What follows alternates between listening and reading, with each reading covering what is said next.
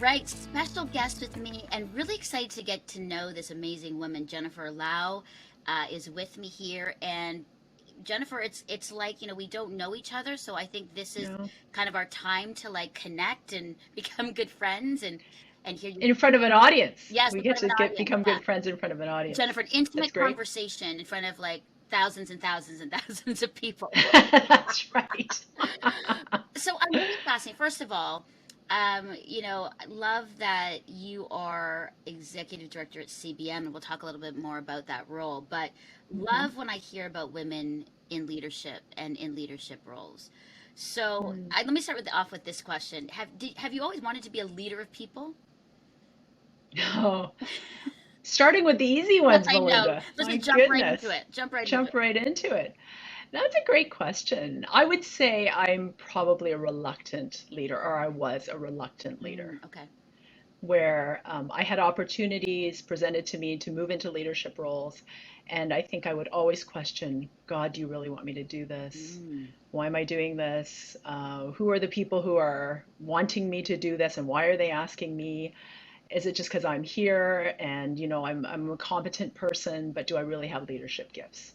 And so I think those are the questions that I've always have run through my mind over these past years, until finally when I did pursue actually becoming the executive director at CBM, an organization I worked for 18 years Mm. before taking on that role. I think up until then I was still reluctant, but then when I finally decided to take the leap, then I put all of my energy and my oomph behind it to actually move into that position. Amazing. You know what? As you're saying this, I'm kind of like grinning because I'm like, there are elements where that sounds like me, and I know there are Mm, many, many women out there who are like, totally get the reluctant leader. Why do you think that yes. is? I will say this: I've had talks with my Mm, husband and men, and a reluctant leader isn't even in their vocab. They're like, no. they're like, I don't even No. have half the gifting, and I just raised my hand and said, I'll lead this organization. I'm like, It is so what? true. Whereas women are like, can I do it? We, I'm in the that's right. imposter We syndrome. question ourselves, Yes. Why do you think that right? is? I mean, I have this talk with so many women. It's just this constant, like, Yes. we always question ourselves. We always tend to be reluctant, like, why do you Hmm. think so? Hmm. I think we have biases that we don't realize. And so I think when most people think of a leader, a man springs to their mind, or, Mm, in certain roles, a man comes to mind. That's what they picture. And I think even for ourselves, we coming up may have only worked for men in those roles. And so in our own minds, would I ever be a person that they would look to move mm, into a role like that? I think we even ask ourselves those questions. And sometimes they're not even conscious. I think they're just kind of back there. And these biases kind of spring up when we get into situations where we actually have to make conscious decisions and mm, say, well, why couldn't I be in that role? And that's a question I had to ask myself many times. Like, why couldn't I do this? What is actually preventing me from doing this? mm. Other than myself thinking that, oh, as a woman, I'm not what people are expecting. And so I think even for me to get over that hurdle myself was one of the challenges. So, what made you take the leap? Hmm. I think it came to a crossroads where, after being here for so long, I either had to leave the organization and allow other younger people to move into my role, because I think that would be good for the organization. It's Mm, healthy to have that change. Um, or I would have to move into the only role that remained at CBM that really I could possibly be qualified for. And that a lot of people really had spent time nurturing me mm, and helping me to move into that position. They had spent time allowing me to be in a place where I would be positioned for it. Particularly my previous executive director had really helped to nurture and mentor me into that role. And so I had to make that decision. Like, it is, what is it, God? Is it this, or is it going to be that? Do I mm. leave, or do I just take that leap of faith, and do I allow you to just show me what it is you want me to do? And it was very clear to me. I spent probably 6 months praying about it because I knew this was Wow. coming. And I just said, God, if you want me to do this, you need to remove all of these doubts that I have about myself. There weren't doubts that other people were expressing to Mm, me, they were doubts that I had about myself. And it just was clear to me. I could hear him say, no, you need to do this. I've prepared you for this. And so I say, okay, once I put my application in, that's it. Then I leave it to God, Hmm. whatever happens. And he showed me that this was what he wanted me to do. And it was affirmed by the people, the committee that actually hired me, but also my colleagues who, have given me such great support. Jennifer, that's fantastic. There's so many elements there that are so key. I think, when you talk about colleagues that have affirmed, Mm, mentoring, the thought as a woman to say, I need to allow more space for the next generation to come up and fill my role. mhm, I think the time to pray and really be intentional about, is this the next step? Like, they're mm, really good steps, Jennifer, that you've mm, taken. Whereas I feel and I've heard that sometimes people have just made these rash decisions, and then you can mm, see the outcomes or consequences of those. But mm, that's really encouraging to see you in this leadership position, but what it took. So mm. thoughtfulness, intentionality, thinking next generation, affirmed by people, which is really key. I think, Yeah. being affirmed by colleagues, is really Mm, important. That says a lot about how you were working when you weren't executive director, but in other mm, roles. Those are really good takeaways and learnings for mm, anybody wanting to make that leadership step. Well mhm, done. mhm. That's really, really good. I love that. Thank you. Good. Like, those are I good hope I've takeaways. learned some things, in my 19 years here. I hope I've learned some things about being intentional, Yeah. and being mindful Hmm. in our practices. And hopefully that's one of the takeaways, also as a person, as a human being, just in my own, as getting older, realizing, oh, I don't need to make every decision so quickly. I can spend time with Yeah. God and think about it and pray about it and listen to the voices that are around me. Yeah. That seems And to so, be yes. nice about age. I mean, I was always struggling. I always wanted to be 27 forever. Yes. Rash and flexible and wanderlust kind of person. But there is something Yes. really beautiful as you get older, that Hmm. you choose and are okay with the space and the pause Mm. and the no's Yes. and not having to take everything. There is something really freeing and beautiful about that, I have found in Yes, my own journey. absolutely. I agree. Like before, it was always like, I'll say yes to everything and go, go, go, go, go, and pick every Yes, speaking yes. engagement for me and go here. And, you know, got burnt out and then just kept going because, there's so much to do. And now I'm like, well, I'll say no to that. And Yes. I don't want to work as hard with this. I want to be more effective. Like, it's Yes. nice. You Yes. agree? Yes, it is. Yes, and I hope it's part of God refining us Hmm. as human beings too. And so I kind of view it that way. I also know that certain personality types, and we don't know each other that well yet, but maybe I'm maybe a little like you. I like to take on a lot of Yes. things Yes. and too many things. And learning kindness to ourselves, I think, is part of the growth process for us as we mature. Being kind to ourselves, allowing us to have space and time to just rest in Him, time to listen. The silence, to be able to listen Hmm. to His voice, Hmm. right? Because oftentimes there's so much busyness, there's so much noise that surrounds us. How do we even listen to His voice when you're in the midst of all of that cacophony of sound and Right. activity all the time? Yeah. That's good. Yeah. All right. So I want to get to know a little bit about you and your background. Mhm. And I don't have, no, there is no bio. So this is like me hearing your story for the first time. Okay. So this is great. So why don't we start maybe from the beginning, where you were Sure. born, your life growing up, the work Okay. you've done, up until now with Mhm. CVM. But yeah, I'd love to know your story and maybe see some markers of like the Mm. leadership and how you got where you are. Okay. Well, okay, I'll start at the beginning. I was born in Saskatchewan. Oh, wow. Okay. Yeah, yeah, that's usually a surprise to some people. And whenever I'm out west, people will hear that and they'll say, "Oh, you're a Western Canadian." It shows you how Mm, regional we are mm, as Canadians. Even though I grew up mostly in yeah. Ontario. But yes, originally from Saskatchewan, but grew up in Hamilton. Okay. And that's where I spent most of my years. And then I came to U of T, University of Toronto, to do university. And right out of school, I got a job working in film production. So that was my Really? first, yeah. So that was Wow. my first. I had studied film And that was really my first career. That's what I thought I would be doing Hmm. for the rest of my life. And I worked for a wonderful man named Yaphet Kotto, who is an actor. He passed away recently. And we worked on a TV show called Homicide: Life on the Street for a number Oh. of years, and that was the beginning of yeah, my working years. And then from that, he decided to retire from acting, and I just needed a break because we Mm. worked 14 to 16 hours a day. And you can do that when you're in your early Yes, 20s. yes. and, I and I love those wasn't married hours. at the Yeah, time. yeah. So, I had no children, no, I wasn't married. So, yes, I could do that. But Mm, then I got into my later 20s and I thought, I can't do this forever. mm, And I really wanted to be closer to my family. So I moved back to Canada.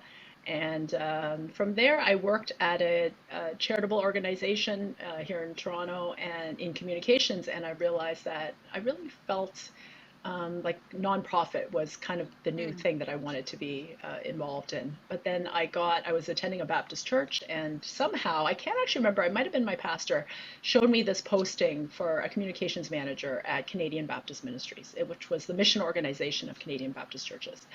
I had never heard of CBM Hmm. before. And I looked at the posting and I thought, oh, it's in Mississauga. And I lived in downtown Toronto. And I grew up in So the most Mississauga. important, oh, is that right? So to the most important thing to me was like, where is Mississauga? No, we call it the I think SOG. Like there were so many this. Mississauga, that's right. And I remember driving out here from downtown. Like I lived right downtown, Okay. like across from the AGO. So you were a 4-1 And fixer.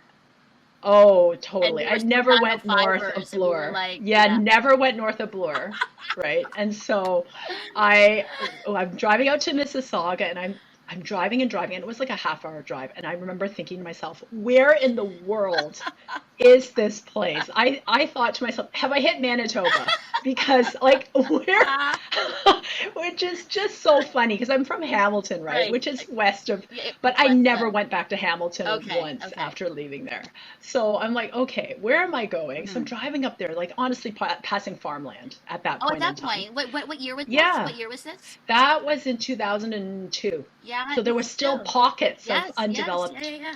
yeah. So even like Heartland Town Center was still undeveloped Yeah, and land. that was way far. Like I remember It when I was moved to really far. Canada, Jennifer, they were telling us about a mall called Square One, and it was really north. It was north of the QEW, and we Yes. lived south. Like we lived in the Lorne Park Oh, area, oh, and okay. we were like, "Who's ever gonna go to that Ever. huge mall that's so far?" I'm not even joking. We were like, and we were building it, and I remember all of us were like, "No one's going there."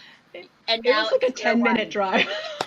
Right. anything north of the QEW, the Queen Elizabeth, Oh, Highway, for yeah, those who don't know, in that's Canada, right. it was so far. Like you It just, was so yeah. far Okay, away. Yeah. this is making me laugh. This is Right. So awesome. it makes sense. And the CBM Totally. office is really far north. We're up at like the 401. Okay. So I'm driving there and I'm thinking to myself, there's no way, God, I'm not driving here every day. Well, why did I even come to this interview? Yeah. And I walk in there and I meet Gary Nelson. So a lot of people know Gary from his time as the At president of Tyndale Tyndale. University. Yes, I know Gary. I Yes. know Gary well. And at the time, he was the executive director here, and I met Gordon King, who was the person I would be working with, my director, and I just like thought, oh shoot, I kind of know where this is going because these are two people I wanted to work with. Mm-hmm. I could see their passion and Mm-hmm. just like they sold me on CBM, and but I was reluctant for a couple of weeks, and then finally one day I had dinner with Gordon and his wife, and he said to me, he just looked me in the eye. He said, "Are you so? What's your decision, Jennifer? Are you going to come?"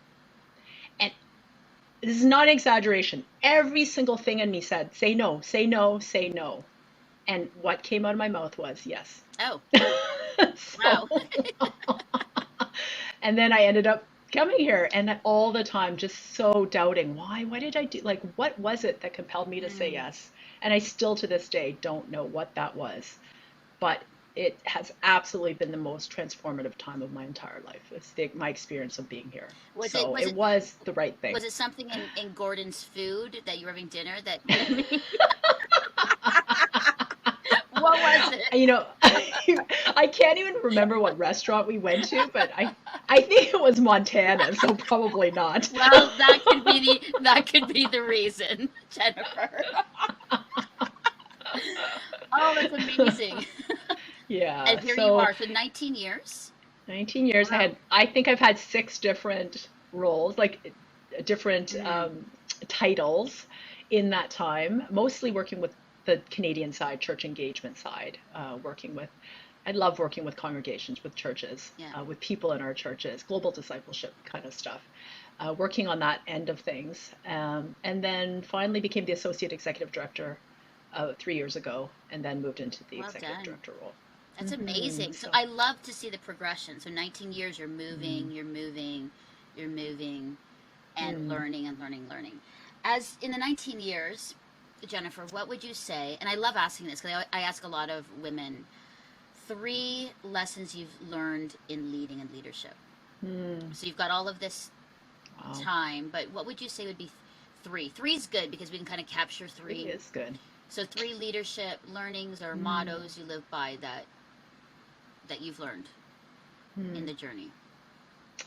I think, wow. Now I need three good thoughts, Right. Melinda, but Or you could yeah, do one and I'll spread it do out between. one. No pressure. Okay. I think the first is just there are so many. Every voice deserves to be heard, Mm, and yes. we need to make space for those Yeah. voices.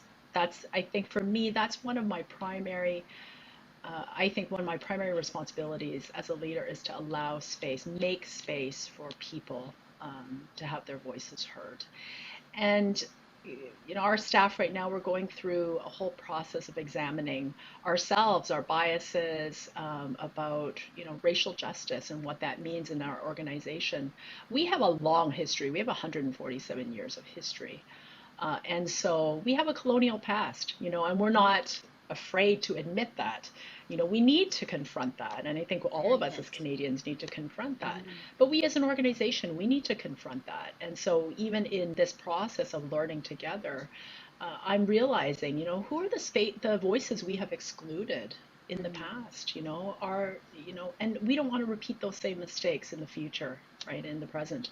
And so fantastic. for me, that's really critical is making space for everyone to have a voice and allowing their influence, their leadership to really rise up in the organization. And I think that can be absolutely transformative as a faith community. Mm. And so I think that for me is probably my number one lesson.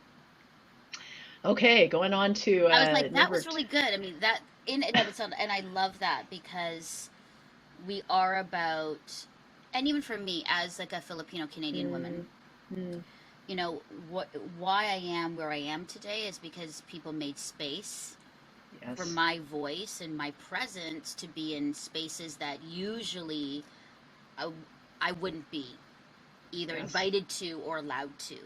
And so what you're saying is really powerful and important to hear, I think, for organizations to hear. I think the acknowledgement of, colonial past, that's a huge one. And that's mm, something that churches and organizations need to yes, confront and look at. You cannot just keep going and pretend and ignore that that wasn't a part of our history. mm, Um, mm-hmm, that's really important. for That's sure. really brave, Jennifer, and Mm, good. That's so good for me to hear that mm, that is something that you're looking at. And I think, what you said, every voice uh, needs to be heard 100%. mm-hmm, That's my hope. yes, And it's so good to hear another yes, woman say that that's a yes, priority and a focus. So important for yeah, next generation. So important for so now, but important. also so important for next generation to watch and see us being Mm-hmm, very intentional to say we are going to do this. We're going to make space. yes. Excellent. Well, and I remember when I first came here, I mean, I have to say, Gary really was one of those people for me. Gary Nelson was one of those people for me who created space for me Mm-hmm. and constantly affirmed my gifting and said, "You have what it takes to become a leader. You just need to believe in that." Mm-hmm. And he was the person who created space for me to be in places that I would normally never have gone into, and constantly affirmed me. And gave me the confidence that I deserved to be there, right? Because often we tell ourselves that we don't deserve to be in these places, right? It's like, oh, we just got here by accident because we just showed up here Yeah. and they allowed us in, but we haven't earned our place there. And so that's a lie, I think, that we tell ourselves, particularly as women, that we haven't earned a place there. right? It's just, oh, it's accidental. Mhm. And realizing it's not accidental, you know, and I think the majority of women in these situations where you can move into a leadership role, you got there because of who you are, because Mhm. of what you have contributed, the hard work you have put into it, and the way that you have worked on relationships with people, right? That people would trust you to lead them. I think all of those things, we sell ourselves short on those things, and we don't give ourselves credit for the work that has gone into making us who we are. Yeah, it's good. You have two more lessons, Jennifer. Okay. All right. So that was All really good. right. Now, usually I'd be for anybody else, I'd be like, "That's good, that's enough." But I think Okay. I can pull two more from you. Okay, so that was Go. fantastic. So every voice Okay. needs to be Oh heard. boy. Number one. Okay. Yes. Number Number two two. is that no leader is an expert in everything. Oh, good one. Good one. Good one. Good one. Nice one. Learning to listen well is Perfect. as critical as learning to speak well. Exactly. I get that. And I have been in so many meetings with leaders who feel absolutely obligated and honestly lack the discipline to not have an opinion and comment about every single topic as an expert. Right. And so I think we can all have opinions about things. Sometimes they can just stay in our head, Hmm. and that's Yeah. okay too. Yeah. And sometimes we have to just allow others, you know, who may be experts on those things, Hmm. to speak on them and then trust those people to lead those things. And Excellent. so that's a discipline that I hope that I practice more and more with each passing year, is that I don't need to always be the loudest voice in the room. I Mm. don't always have to have, you know, have my opinion be the way that we do things. Hmm. We can allow and trust other people to lead in places where they're more qualified to lead than we are. And That's so good. that's That's a great one, and that's really important too because whether it's been, as a Gen Xer, hmm, what I saw modeled. Now I had some other great models that weren't like this, but most leaders that I would see growing up were the hmm, dominant, controlling. This is what I say. hmm, And unfortunately, that was in the yes, church. This was in yes, organizations, and so you look at that model and you're like, okay, that's the way we're going to lead. My yes, way. This is what that's you're all right. doing. Now just follow me because this is what I'm saying, and this is and there was no space for listening or people to share in conversation. It Hmm, wasn't. There was no collaboration or an openness and a safe places to share and dialogue and have ideas. And so I think that's hmm. Jennifer. That's very good. No leader is an expert in everything. Every yeah.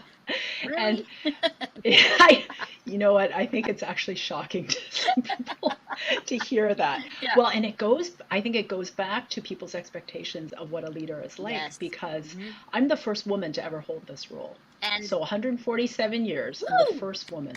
woo.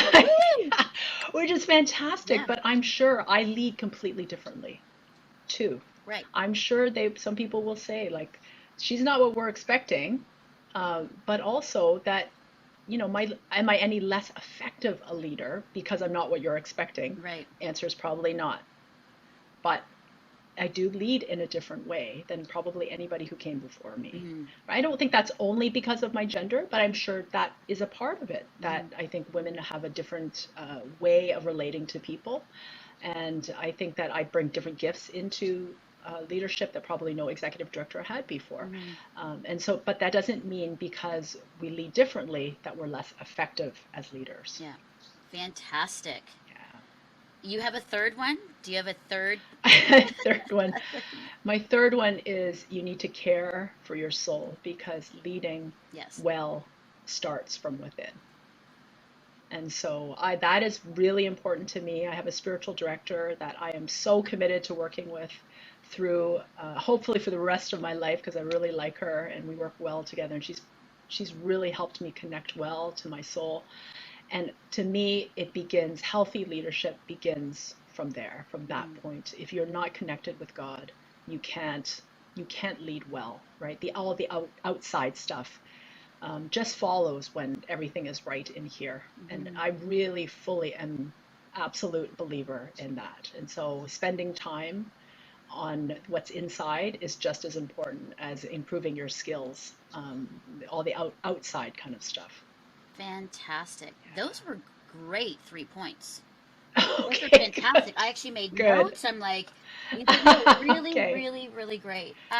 I want to talk about a little bit about what it means to speak up when we talked about number one. Mm, I think that's really important. I think, obviously mm, in the past years, but especially the past 2 years as we've kind of gone through a pandemic, we have had pause to really look at history in mm, Canada, look at, mm, you know, injustice, look at, you know, racism within our nation, within our own spaces.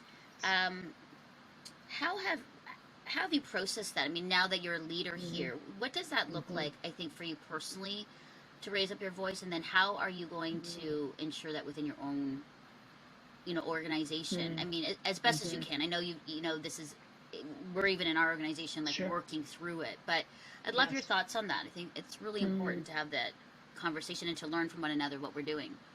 mhm. So I found myself doing something very surprising earlier this year when the shootings in Atlanta happened.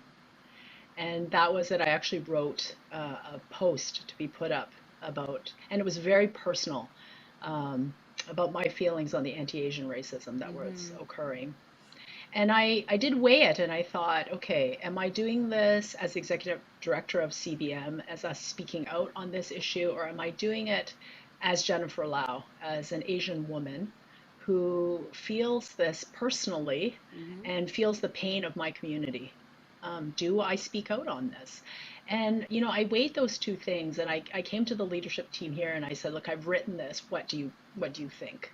Do you think this is something that I should just put out personally, or is this something CBM can stand behind? And every person said, absolutely, CBM will stand behind you if we put this out. And the response I got from it was just like, it was overwhelming to me Mm-hmm. because it was so many of our Asian brothers and sisters who just said, like, thank you for taking a stance on this. Thank you for speaking out. To see CBM actually come out and address this Mm-hmm. directly when our churches haven't been addressing it directly really means something to us.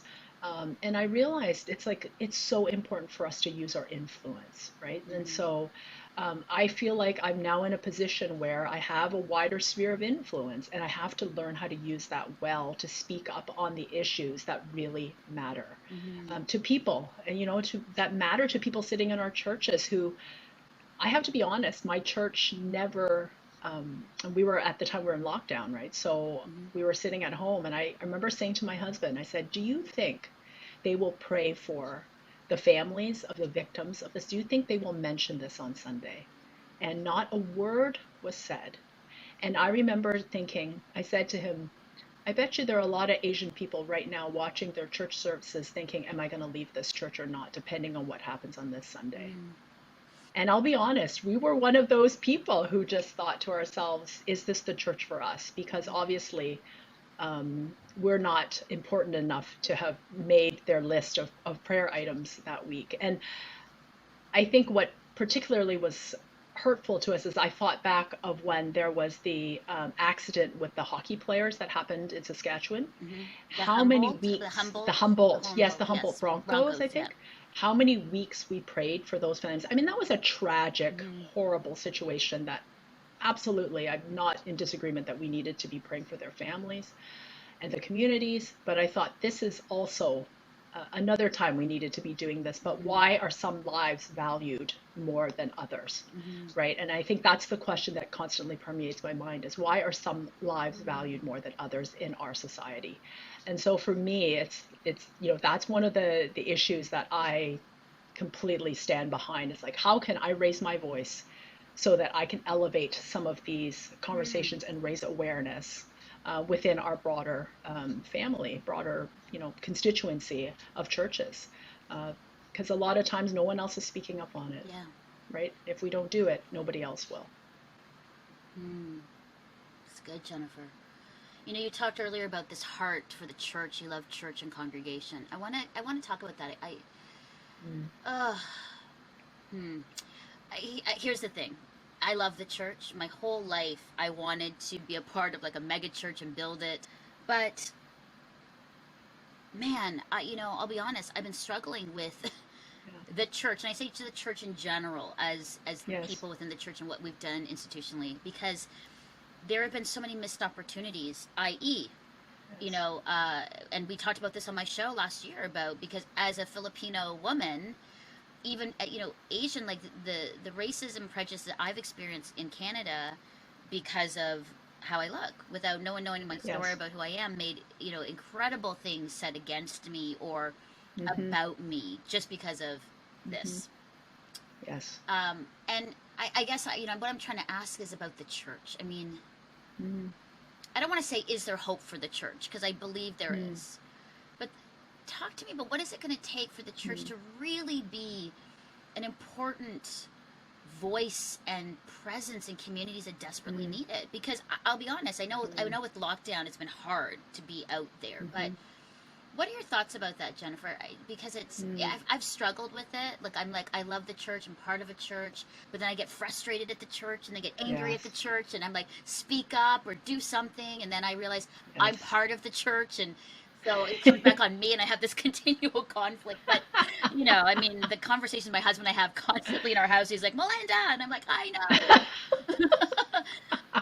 It really, but I felt a little Yeah. let down and saddened by it, Oh, yeah. and I'm just trying to Yes. reconcile it in my own self, and maybe as Mm. a sister, you can kind of Yeah, we can for chat sure. about it a bit because I think it's really important. Because I know a Yeah, lot of people are feeling the same way. I have these conversations with people all absolutely. the time.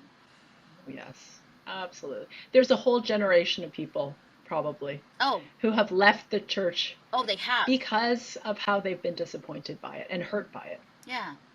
So right? what I can we mean, do? What I mean, yeah. I just want to hear your yeah, thoughts. yeah. It's one of those, the church is one of the most polarizing entities I think that exists Mm-hmm. because on one hand, I've seen what it can be. So I see that mostly in the global south. So I see churches, what local churches can be in communities, uh, in places around the world. I think this is what God created the church to be, right? The center of mission in a broken world. Mm. This is what the church is meant to be.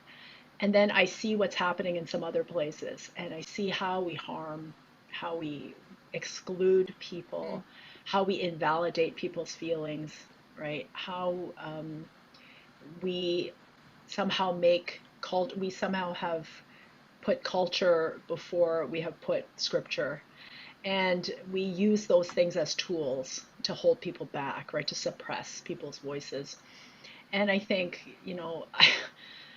and I think in a lot of cases, that needs to be called out. I'm so glad now that I think people feel more empowered to speak about their experiences, because particularly women, I think with the Church Too movement, you're hearing more of people's stories Mm-hmm. that were just suppressed in the past, right? That they weren't allowed to ever raise those stories before. Nobody would even give them a space to be able to share their story and their experience or validate that it was true, Mm-hmm. sadly. And I still think there is a place for the church. We have yet to figure out how to live into it well, I think, in the West. I'll be honest. Mm-hmm. I think there are local churches, congregations who are doing it really well. And I have seen that, and that for me is hope. But I think there's also a good number of churches who have not yet figured out what it is God has called them to be. And part of it is, just not being too inwardly focused Mm-hmm. a lot of time, and not realizing that their calling is out there, Yeah. right? The calling is to send the people from the church into their mission field, into the world, right? And I think once we figure out that identity again, the church can be an incredibly, I mean, if you look at the impact of the church overseas, so just globally, the the amount of good work that is done out of local churches, like even contributing to global development, Mm-hmm. right? It's done by local churches, right? That is who is on the ground and doesn't leave when the agencies leave. The local church is the one that's carrying out that work of transformation on the ground, Mm. right? But we don't see that part of it a lot of time, right? We think of all the kind of individual pains we experience with our local church we might be attending, but there's a much greater church, capital C church out there, God's church, that is doing transformative work in so many places. But we need to hear those stories. Yeah. We don't hear them enough. It's so good. So with your work with Canadian Baptist Ministries, what's your hope in this? Because I mean, obviously, it has a lot Mm, to do with church and yes. people. So as a leader, what is your hope for you know the people that you work with, for the churches that you will Mm. influence? I think coming out of COVID, we're going to see such huge need.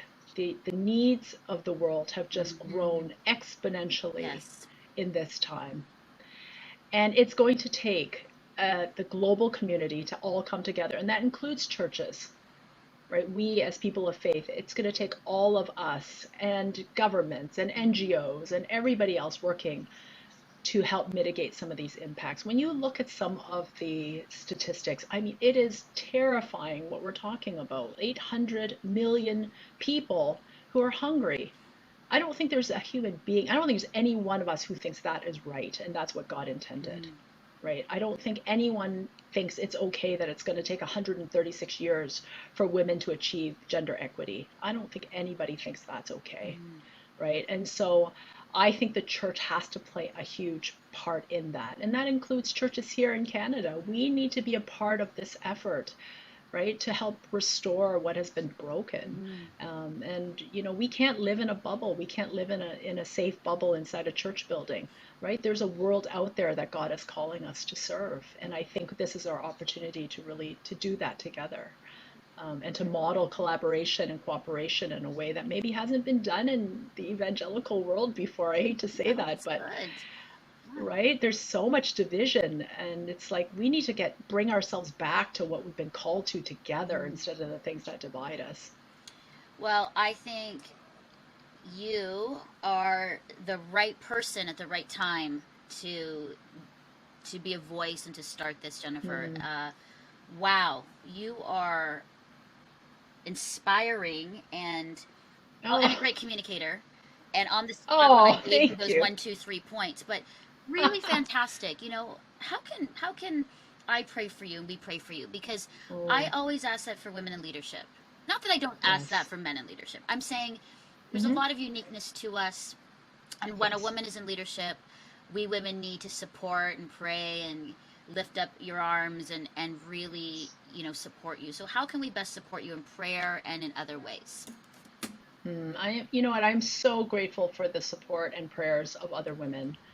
And yeah, I've been part of a group of female leaders that have just we prayed together over the summer and spent time together, and it is absolutely feel like they have helped to empower me and allow me to do what I'm Mm-hmm. doing, I think, through their prayers.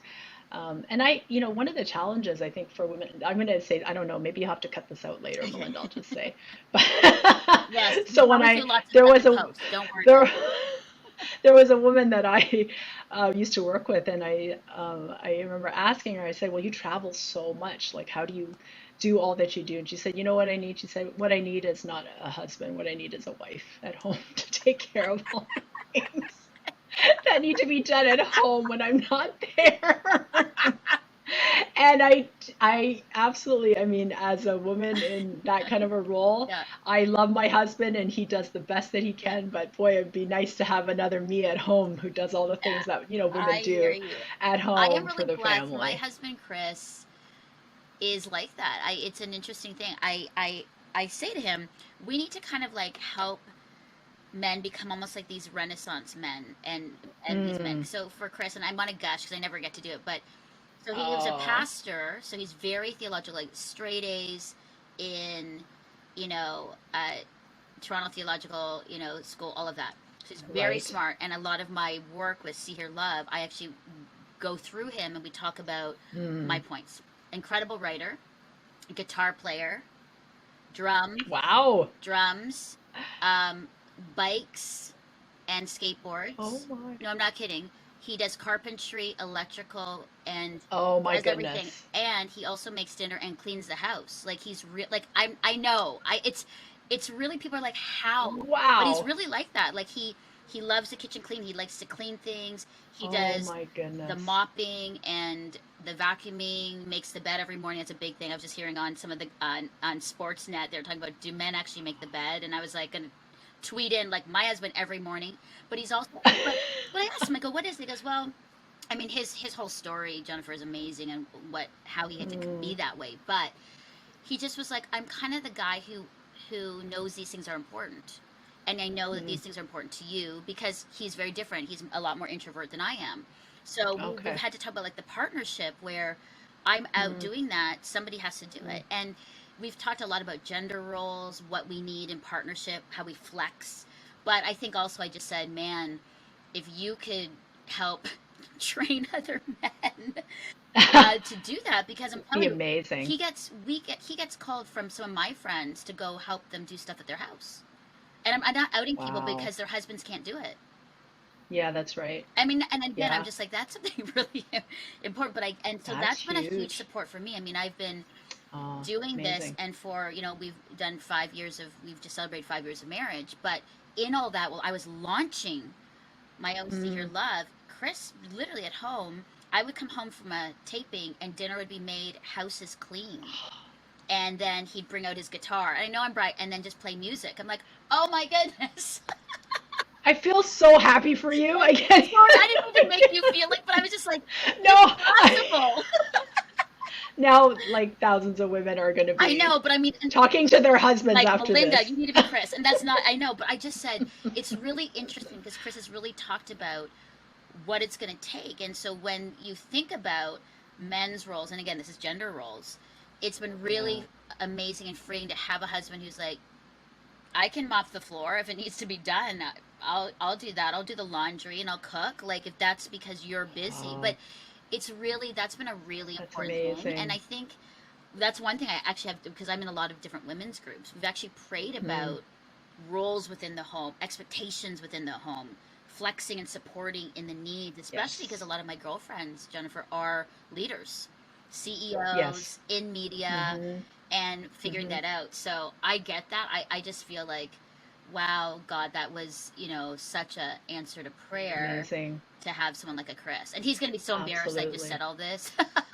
But I sometimes you just need to gush and be like, Oh, awesome. he deserves that. Yes. And you know what? How that he models that for children, your children. I'm presuming you guys Yeah, have yeah, we do. children, Yeah, but maybe yeah. you don't. And we're in a Okay. blended family, so Chris had his kids when we Okay. started. So we've got two teenagers, Nate and Sophie. But yeah, they see it. Yeah. Like there's no, Modeling that for your kids is yeah. amazing to see, So, right? It so just breaks down all the oh, gender it totally roles, does. But it's like stereotypes, that's and you do all of this. that. So, Like yeah, we all do it. Like there's no like okay now Mel's going to cook. It's like no dad can right, cook if Mel's right. doing this, and then Yeah, you know what I mean? Like it's just it's yeah. fantastic. So I get the Yeah. but I Sorry, that wasn't the no I answer know but I that get you were but asking and me I know about we went off prayer. on a tangent. This is how girlfriends talk. But I get the wife thing because if I didn't have a Yeah, Chris, I get it. I yeah, absolutely get that. So okay. So for yes, support um and prayer yes. requests, we'll go back to that. I'm Prayer making notes. requests.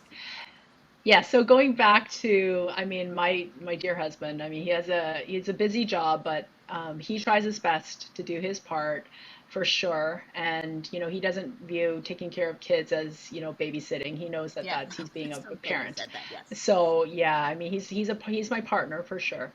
But I would say now that travel is opening up, so I haven't traveled Yeah. in this whole Yeah. time this last year, right? And so for my job, usually there's a lot of travel involved. I haven't visited any of our field partners or our field staff.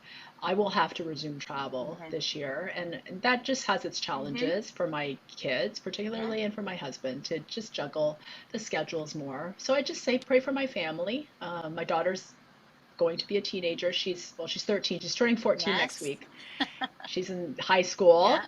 and they're challenging years. She has particular, I guess she needs particular Yeah. support, in the teenage years, and sometimes I won't be there, Yeah. right, for that. So it's just wisdom for my husband, I think, and support for the family while that's No, that's happening. We good. have great friends who help out, so I'm very grateful for them. I guess also just, let's see. I guess also just for CBM, if people, and not just CBM, but other mission organizations, and other international development or agencies as well, Yeah. who are all working together to try to help people who are still. I think we in Canada, we're pretty blessed that we feel like we're coming toward the end of the pandemic, or Oh nearing the yeah. end of the pandemic, Oh, hopefully. hopefully, yeah. But hopefully, but there's so many people around the world who that is not a reality yet, Mhm. right? They say that some countries it'll be 2023 or 24 before they'll have access to vaccines for everyone, right? And so it's kind of that justice question of, why are some lives more important than others, Mhm. right? If you live in a wealthy country, why do we get to throw them away while other Yes. people don't even Right. have basic I access know. yet, right? So these are the kind of questions. I think it's just the work that we do. I think if you could pray for our team here, like we have an amazing staff. We have such a great staff here, leadership, so resilient and resourceful, men and women. If we could pray for our team here, Yes. I'd be thrilled if we could do that. Yeah. Amazing. And how can we learn more about CBM if people are interested in the work that you're doing? How do they hmm They find can out? go on our new website. We have a new website, so cbmin.org. We're also on Instagram, we're on Facebook and Twitter as well. And yeah, Amazing. come check us out. Yeah. We have awesome, awesome resources. So our communications team, honestly, I know I'm so biased, but they are brilliant. They are brilliant. Wow. Love hearing that. That's So yeah, amazing. they are. Jennifer, thank you Sounds so good. much. I wrote so many notes down. I mean, if people could really just see all this, but like here's all of my notes and Oh my I was goodness. taking while you were Wow. talking. Okay. So thank you so much. We will be praying for Thank you you. in your leadership, in as you lead CBM, Thanks so in much. your family, relationships, marriage, in so many things. Thank you for just your voice, your leadership. I'm glad you said yes when you wanted to say no. And yeah, thank you for just making space for next generation and the work that you do. So it was a pleasure chatting with you today. Yes, with you too. Great to meet Thanks so you. much. Thank you.